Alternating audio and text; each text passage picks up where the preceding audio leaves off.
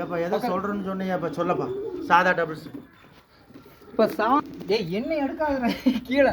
இப்போ சாதா டபுள்ஸு நாம் ஜெயிக்கிறதுக்கான ஒரு யுக்தி என்னென்னா, சிங்கிள்ஸ் வந்தால் சிங்கிள்ஸ் வந்து 14 கூண்டு வந்துருக்குது. 14 கூண்டு ரைட்டா. அப்போ என்னென்னா டபுள்ஸ்க்கு எத்தனை கூண்டு வரணும்னு நம்ம ஒரு கணக்கு பண்ணணும். டபுள்ஸ்க்கு வந்து ஒரு சுமார் ஒரு 10 கூண்டு வரணும். ஒரு சின்ன எய்ம் பண்ணணும். எப்படின்னா இந்த நைட் நிற்கிறது, இந்த ஃபால்கான்ஸ் அடிக்கிறது, தூங்குறது, அப்புறம் என்ன மிஸ்டேக் ஒவ்வொரு புறா வச்சுருப்பாங்க. ஒரு புறா வச்சுட்டு நான் ஒன்று தானே வச்சுக்கிறேன். அது மாதிரி இது மாதிரி ஒரு 4 கூண்டு லாக் பண்ணிக்கலாம். அப்புறம் சாயம் அடிக்காமல் கூட இன்னொரு கூண்டு லாக் பண்ணலாம். சாயம் மாற்றி வந்துடுவாங்க, அதில் ஒரு லாக் பண்ணிக்கலாம். 2 இது வாழை என்ன ஒரு சப்ஜெக்ட் ஒன்று வாழ்க்கை பொண்ணு இது வலது கை இடது கை தெரியாதான்னு சொல்லுவாங்க. அப்போ ஒரு லாக் பண்ணிக்கலாம், அங்கே லாக் பண்ணிக்கலாம். அப்போ நம்மளுக்கு 10 கூண்டு தான் இருக்குது. இப்போ 10 கூண்டு ஜெயிக்கிறதுக்கான என்ன வழின்னா, நம்ம முதல் இடத்துல எப்படி வர்றதுன்னா, முதல்ல ஒரு ஃபால்கான்ஸ் ஒரு 3 கூண்டு அழிக்கி வந்தோடனே உனக்கு அது பிடிக்காது அதெல்லாம் சும்மா அந்த மாட்டு கருத்தெல்லாம் சொல்லக்கூடாது. ஒரு ஸ்டெட்டாக அடிக்கணும். ஒரு 3 கூண்டு, மீதி 7 கூண்டு இருக்கா. 7 கூண்டில் 2 மணி கூண்டு வர வச்சுங்க. அமைதியாரு. சொல்லப்பா. இந்த மீதி 7 கூண்டு இருக்கா. இந்த 7 கூண்டில் முதல் இடத்துக்கு எப்படி போகிறது? இந்த 7 கூண்டில் அப்புறம் நம்ம கரெக்டாக இருந்தோம்னா, அதாவது நம்மளுக்கு வந்து ஒரு 7-10க்கு உட்காந்துருது.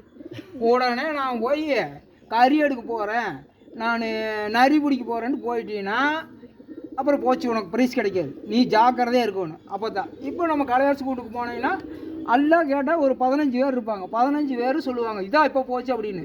அப்போ நீ என்ன இருக்க வேணும், நீ தான் உஷாராக இருந்துக்க வேணும். 7-10க்கு உட்காந்து கருதிங்க போனீங்கன்னா அப்படியே போயிடு.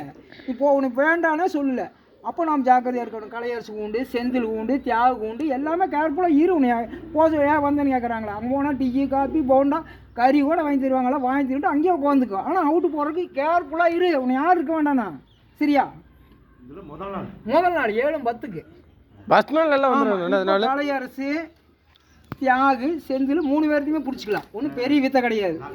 நாம அண்ணன் தம்பி எப்படியோ ஏதோ ஃப்ரெண்ட்ஸு எல்லாத்தையும் 3 பேர்த்தையும் போட்டு லாக் பண்ணோம்னா செந்தில் கலையரசு தியாகு 3 பேர் லாக் பண்ணிக்கலாம். அப்புறம் மீதி 4 கூண்டு தான் இருக்குது. 4 கூண்டு இருக்கா. 4 கூண்டில் இப்போ வந்து நம்ம அடுத்த நாள் தான் இது 4 கூண்டு வந்தாச்சா. இப்போ ஃபஸ்ட்டு செகண்டு தேடி இப்போ ஒருத்தனும் பிடிக்கணும். அப்போ ஒருத்தன் வந்தோடனே என்ன ஆகுதுன்னா, பால்காரர்கிட்ட கூட போகலாம், அப்படியே மூவ் பண்ணலாம். அது ஏதோ ஒன்று பண்ணி பார்க்கலாம். இப்போ பால்காரரு அப்புறம் 2 பேர் அப்புறம் அந்த கூண்டு அப்படிமோ. அப்புறம் இங்கே என்னடானா ஃபால்கான்ஸுக்கு வழி இல்லை. அப்புறம் எங்கடானா 3ல் ஒரு 2 ஃபால்கான்ஸு தட்டி விடும். அப்புறம் 1 பிடிக்கி. அப்புறம் என்னென்னா நம்ம ஜாக்பாட் கேட்டு முதல் இடத்துல இருந்துக்கலாம். ஆனால் எங்கே இருக்குன்னா இந்த இது 7-10 இவன் மறுபடியும் வழக்கம் போல் விட்டோன்னே போய் உட்காந்து ஃபால்கான்ஸு டைமிங் இது எதுவுமே கிடையாது. நாம் ஜாக்பாட் கேட்கலாம். எத்தனை 3 + 2 + 1 அப்படி கேட்டால் மொத்தம் 6 ரூபா வரும். அங்கே என்னென்னா அப்போ தான் ரூல்ஸை கட்டுவாங்க. இங்கே ஜாக்பாட் கிடையாது அப்படிம்பாங்க. சரி ஓகே என்ன தான் இருக்குது, ஃபஸ்ட்டு ப்ரைஸ் கொடுங்க 3000 ரூபா. 3000 ரூபாய்க்கு அந்த 7-10க்கு நம்ம வாங்கிக்கலாம். ஓகேவா? அப்புறம் என்ன பாயிண்ட் வரும். பாயிண்ட் வரும்னு சொல்லணும்ல. அப்புறம் ஆண்டநாயனுக்கான இங்கெல்லாம் பின்னாடி போயிடுவாங்க. டக்குன்னு ஃபஸ்ட்டு ப்ரைஸு ப்ளஸ் நிதி பணம் 3000 ரூபாய்மாச்சு, பாயிண்ட்டுமாச்சு. பாயிண்ட் ஒரு நிதாலும் ஒரு 2000 பாயிண்ட் டக்குன்னு முதல் இடத்தில் உள்ளார் அப்படின்னு நம்ம வந்துக்கலாம். அதனால் நம்ம 7-10 பறக்கிற புறாவை சாதாரணமாக நினச்சிக்கூடாது, கேர்ஃபுல்லாக. ஆனால் இதில் வந்து என்ன தட்டியில் உட்காரணும், சாயம் அடிக்கணும், இது நைட் நிற்கக்கூடாது. ப்ராப்பராக இருந்ததுன்னா ரக்கு விட்டு நீ கரெக்டாக போட்டிருக்க வேணும். எங்கேயாச்சும் லாக் பண்ண வருவாங்க. கேர்ஃபுல்லாக மூவ் பண்ணிட்டு ப்ரைஸ் வாங்கிக்கலாம். 10 நிமிஷம். ஆமாம் 10 நிமிஷம் தான். அது நந்து சொல்லிக்கிறார் 6 ஹவர் 12 ஹவர்ஸ் ஓட்டினா போகுது அப்படின்னு. இது ஒரு கேட்டகிரி.